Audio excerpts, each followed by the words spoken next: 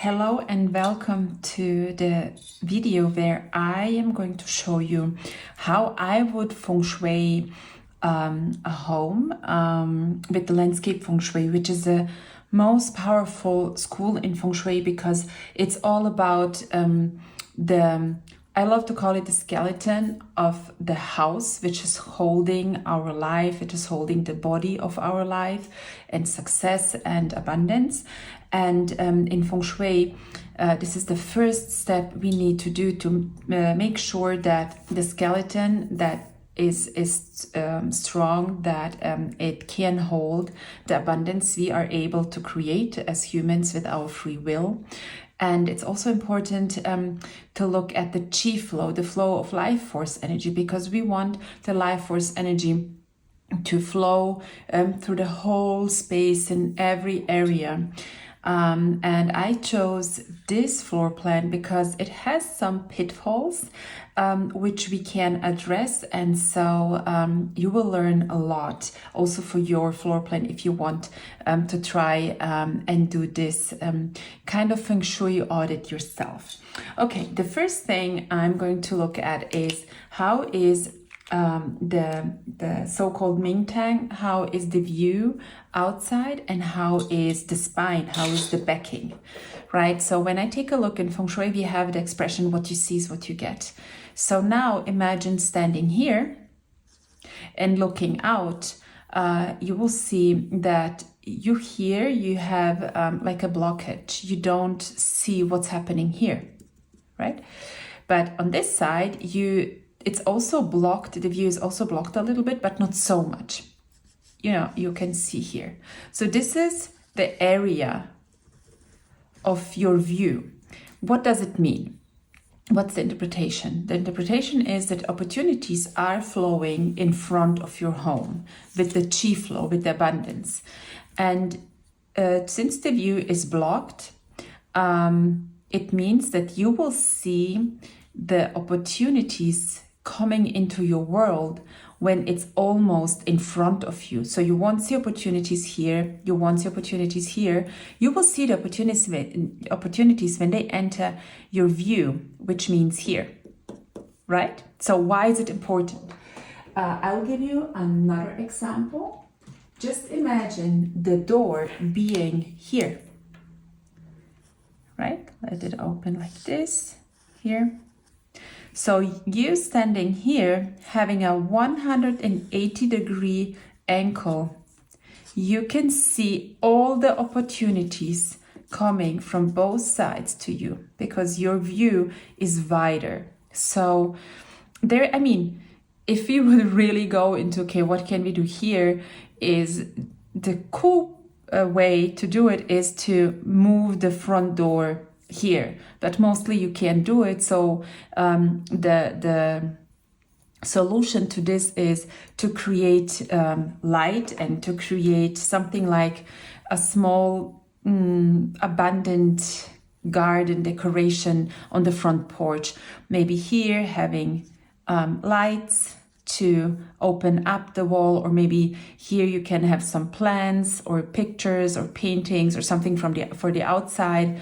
And then here again, plants and maybe some light, you know, to just open. So the subconscious is not like, oh, here's a wall I don't see. So you create a view here on the wall. So just turn on your imagination and see what feels right for you. Okay, now it's time to turn inwards, inside.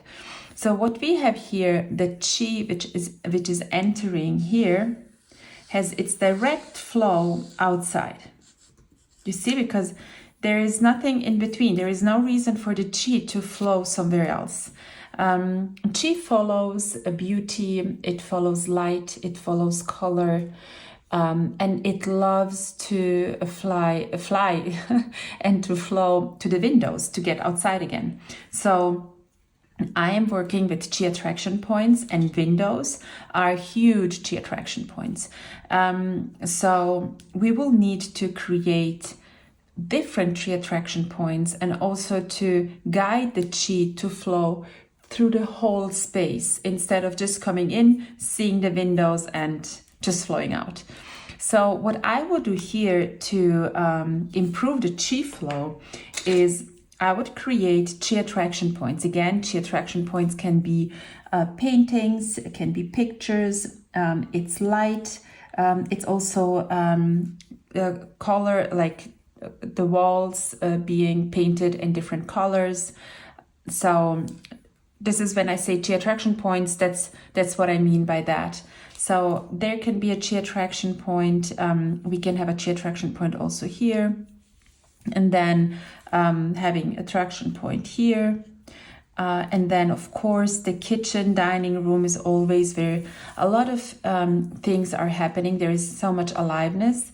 And still, I would recommend having a chi attraction point here.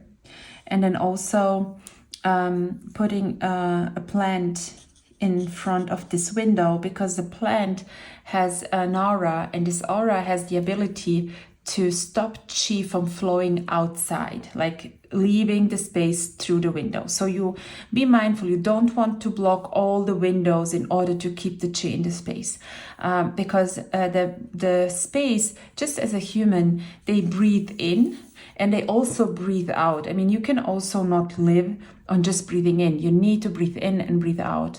And this is what we also need to allow our space to do. But just really looking at what windows do I want to block, as we call it, to stop the chi from flowing out.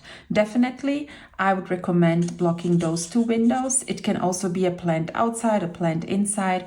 And if you don't want to put up plants, you can use quartz crystal. You can use a quartz crystal rock and just place it in front of the window. It can be outside or inside. The most important thing when placing feng shui remedies is that you add an intention to it. So just placing a quartz crystal or a plant won't really do the work. But if you place the plant here and then say, okay, I'm placing you here so that the chi stays in my space, so please stop it from flowing out, then the plant or also the consciousness of the quartz crystal will say, okay, then let's do that. And so you have activated your feng shui remedy. So just keep this in mind wherever your feng shui journey takes you. When you put up a feng shui remedy, please activate it with your intention. Okay, so let's move on. So the kitchen is usually a very strong chi attraction point because you're cooking, the family is gathering here. So there's a lot of things happening, so you don't need special chi attraction points. Okay, so then we can move on. We can have a attraction point here. And then let's see, when we look at the bedrooms, especially those two, again, we have those door window lines. So if we block the window here, what will happen, the chi flow for this space will not be so good, because the chi comes in, is being stopped here, and it kind of stops flowing. It just gets stuck here. So instead of blocking this window, I'd rather create a chi attraction point here so that the chi coming in is attracted by the happenings here, by the beauty here, and then first it flows to the bed, and then it can flow out. And the same is here too. And then let's not forget the bedroom, of course. Again, here we have a door window line. And in this bedroom, the master bedroom, we have 3 windows. We have 2 windows and 1 entrance to the balcony.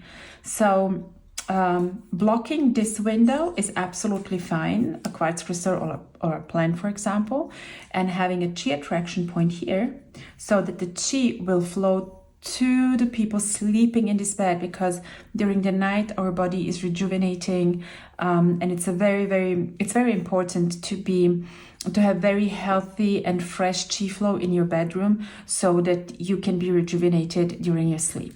and you will have a high quality sleep. Then the walk-in closet and the bathrooms, you don't need necessarily to create chi attraction points here, because the bathrooms are naturally attracting chi due to the water flowing in here. So there is no need to put anything special in here. Just be mindful that it's neat and nice and bright. This is the best thing you can do in bathrooms. Walk-in closets, again, if you want, of course you can have a chi attraction point here, for example, but it's not so necessary. Also, you don't need to block the door window line, because if the chi flows in, it can flow out.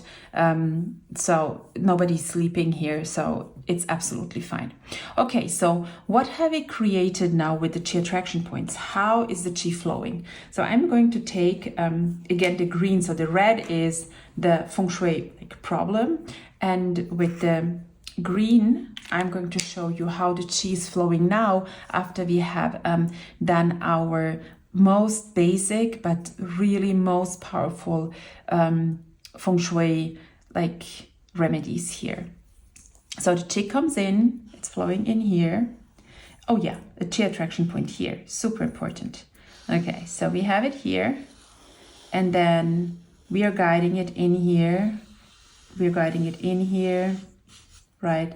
So it goes here, and then we have a chi attraction point here. So then it's continuing to flow very organic and in a natural way.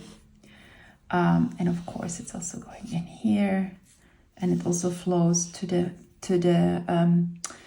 window, but it's mirrored back into the space. And then with the bathroom, as you can see, the door is opening like this.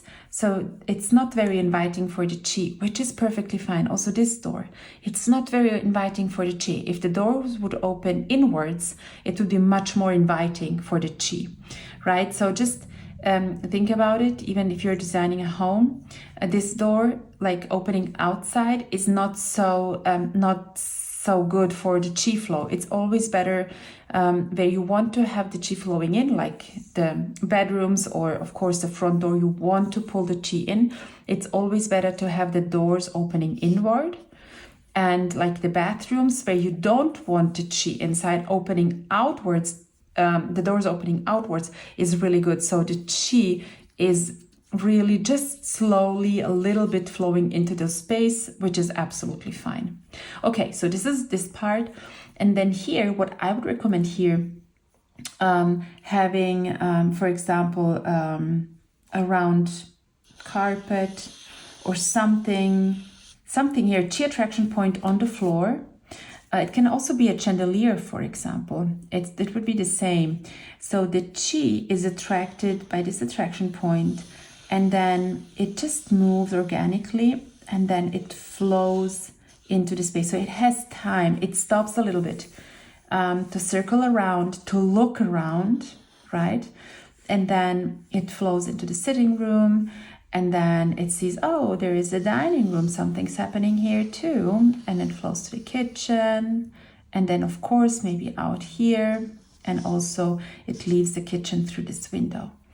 Having this balcony here and here is also fine. I wouldn't block it. Just allow the chi also to flow outside into the space, which is absolutely fine. Okay, so having done this is the most important work, because just imagine you want to move on and then activate love and relationship in your space. Now you can go into the bedroom knowing that the chi flow is there, that the bedroom is filled with life force energy, with abundance, with chi. So when you then activate your partnership, love and relationship in the bedroom by putting up a symbol which represents relationship and love to you, you can be sure that the chi is moving through this area of life. because if the chi is moving like this red line here, how it was in the beginning, then you can put up your relationship symbol here, but there is no chi coming into the bedroom, or not enough chi coming into the bedroom for you to activate this area of life. So that's the reason why just activation of some areas of life won't really work until you get this work done. Okay, so these are the most important basics which I wanted to share with you here. This is just the beginning, so when we take it from here, there are so many things to look at and to optimize, to activate, to connect the people who live there with the elements of the space. So there are many things, but I really don't want to overwhelm you in this video. I just want you after the video to be clear on some very basic but super important and powerful steps which you can do to get the chi flowing in your space as well as in your life. So if you're interested to dive deeper and learn more, you can also book a consultation with me. Just click the button below this video, and then we will take it from there. Thank you so much. Take care. Thank you.